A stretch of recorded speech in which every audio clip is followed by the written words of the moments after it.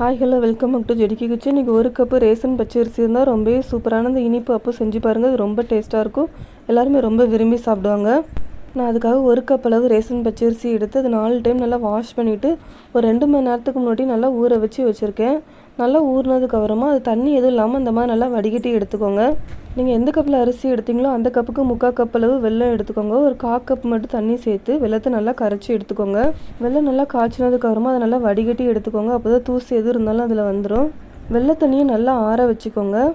நம்ம ஊற வச்ச அரிசி ஒரு மிக்ஸி ஜாருக்கு மாற்றிக்கிறேன். அது கூடவே 3 ஏலக்காவும் ஆட் பண்ணிக்கிறேன். அது கூடவே ஆறுன வெள்ளைப்பாகையும் உள்ளே ஆட் பண்ணி நல்லா ஃபைனாக அரைச்சி எடுத்துக்கோங்க. வெள்ளைப்பாகு கொஞ்சம் கொஞ்சமாக ஆட் பண்ணி இந்த மாதிரி நல்லா நைஸாக அரைச்சி எடுத்துக்கோங்க. நம்ம அரைச்சதை ஒரு பவுலுக்கு மாற்றிக்கலாம். நான் அதுக்கூடவே 1 ஸ்பூன் அளவு கோதுமை மாவு ஆட் பண்ணிக்கிறேன். நீங்கள் மைதா மாவு கூட நீங்கள் ஆட் பண்ணிக்கலாம். நல்லா மிக்ஸ் பண்ணி விட்டுக்கோங்க.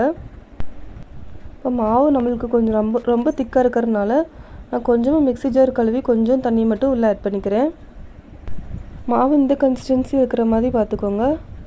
நான் கொஞ்சமாக உப்பு ஆட் பண்ணிக்கிறேன். அப்போ தான் நம்மளுக்கு இனிப்பு சுவையை நல்லா கூட்டி கொடுக்கும். நல்லா மிக்ஸ் பண்ணி விட்டுக்கோங்க. நான் ஒரு பேனில் கொஞ்சமாக நெய் ஆட் பண்ணிவிட்டு தேங்காய் இந்த மாதிரி சின்ன சின்னதாக கட் பண்ணி எடுத்துருக்கேன். அதையும் உள்ளே ஆட் பண்ணி தேங்காய் நல்லா கோல்டன் ப்ரௌன் ஆனதுக்கப்புறமா நல்லா அதை நம்ம மாவு கூட ஆட் பண்ணிக்கலாம். இந்த மாதிரி பண்ணுறதுனால ரொம்ப வாசமாகவும் இருக்கும், ரொம்ப டேஸ்ட் நல்லாவும் இருக்கும். இந்த தேங்காய் நம்ம வாயில் கடிக்கப்படுறப்போ நல்லா டேஸ்ட்டாக இருக்கும்.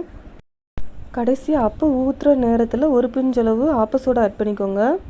நல்லா மிக்ஸ் பண்ணி விட்டு ஒரு கரண்டி அளவு மாவை எண்ணெயில் இந்த மாதிரி நல்லா ஊற்றி எடுத்துக்கோங்க.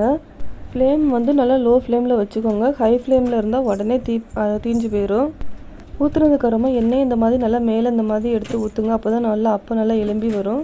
ஒரு பக்கம் வெந்ததுக்கப்புறமா திருப்பி போட்டு இன்னொரு பக்கமும் கொஞ்சம் நல்லா வேக வச்சுக்கோங்க. 2 பக்கமும் நல்லா வெந்ததுக்கப்புறமா நம்ம பிளேட்டுக்கு மாற்றிக்கலாம்.